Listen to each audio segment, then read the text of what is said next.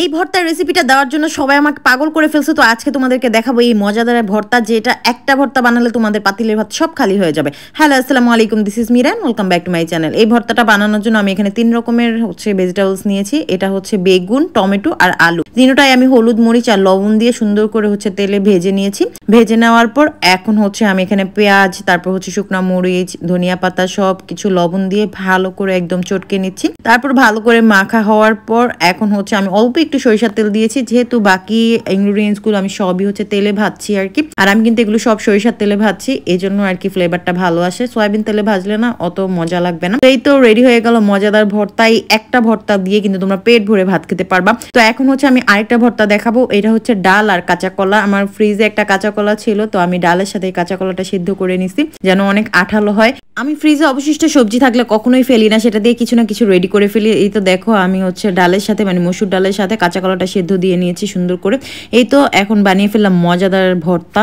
ঈদের আগে নিজের স্কিনকে ফর্সা ও সুন্দর করে ফেলুন এসটি হোমমেড নাইট ক্রিম দিয়ে। এটা কিন্তু 7 দিনের হোয়াইটেনিং চ্যালেঞ্জ। তো এটা ব্যবহারে যে যে উপকারগুলো পাবেন, চেহারায় বয়সের ছাপ কমাবে, ত্বকের যে কোনো দাগ দূর করে ফেলবে, ত্বককে কোমল করবে, ত্বকের পোর্স টাইট করবে, ব্রণ ও ব্রণের দাগ দূর করবে, স্কিন তো ফর্সা করবেই। তারপর যাদের স্কিনে তিলের সমস্যা আছে সেটাও কমিয়ে ফেলবে। তো এটা কিন্তু রেগুলার ইউজ করতে হবে। আর ব্যবহার করার নিয়ম খুবই ইজি। রাতে ঘুমাতে যাওয়ার আগে প্রথমে আপনার ত্বকে যে কোনো ফেস ওয়াশ দিয়ে পরিষ্কার করে ফেলবেন। তারপর মুখে ক্রিমটা আলতো ভাবে ব্যবহার করবেন ও সকালে ঘুম থেকে উঠে ফেস ওয়াশ করে ফেলবেন। দেখেন আমি এটা রেগুলার ইউজ করতেছি। আমি এটা ইউজ করে অনেক বেশি উপকার পেয়েছি। যারা দাগবিহীন ধবধবে ফর্সা ত্বক পেতে চান তাদের জন্য এই ক্রিমটা আমি বলতেছি, এটা নিলে অনেক বেশি উপকার পাবেন। আর অনেকে আমাকে পেজে নক দেন, আমাকে দিবেন না, আমি যে পেজ লিঙ্কটা ক্যাপশনে দিয়ে দিব সেইখানে মেসেজ দিবেন। তো যারা নিজের স্কিনকে 3 থেকে 4 শেড ফর্সা করতে চান তারা এখনই অর্ডার করে ফেলুন। আর পেজ লিঙ্কটা আমি ক্যাপশনে দিয়ে দিব, কারণ খুব দ্রুত কিন্তু ডেলিভারি দেওয়া বন্ধ হয়ে যাবে।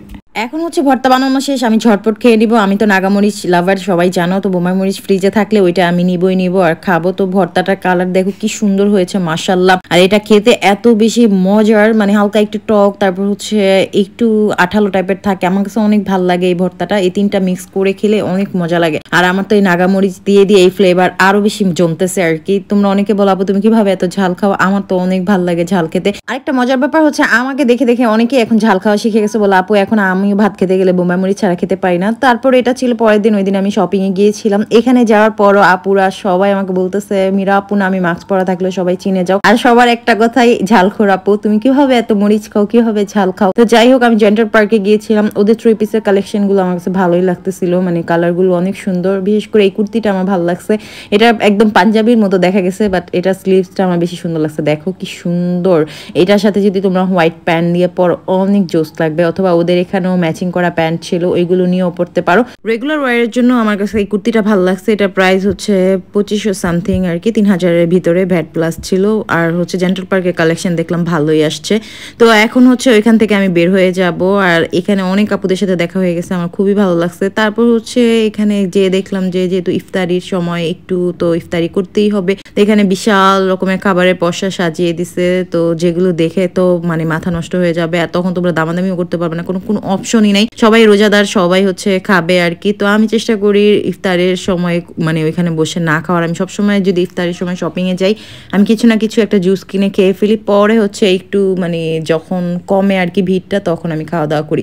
কারণ তখন বুঝে শুনে নেওয়া যায়। আর ওদের খাবারগুলো এখানে থাকে, তোমরা যেটা পছন্দ ডিসপ্লে থেকে দেখায় দিবা, তারপর ওরা নতুন করে মেক করে দিবে। তো আমি মটকা বিরিয়ানিটা নিয়েছিলাম। এটার প্রাইস ছিল 800 টাকা। পুরাই মানে প্রাইস এত বেশি, কয় পিস চিকেন থাকবে আর এতটুকু বিরিয়ানি 800 টাকা।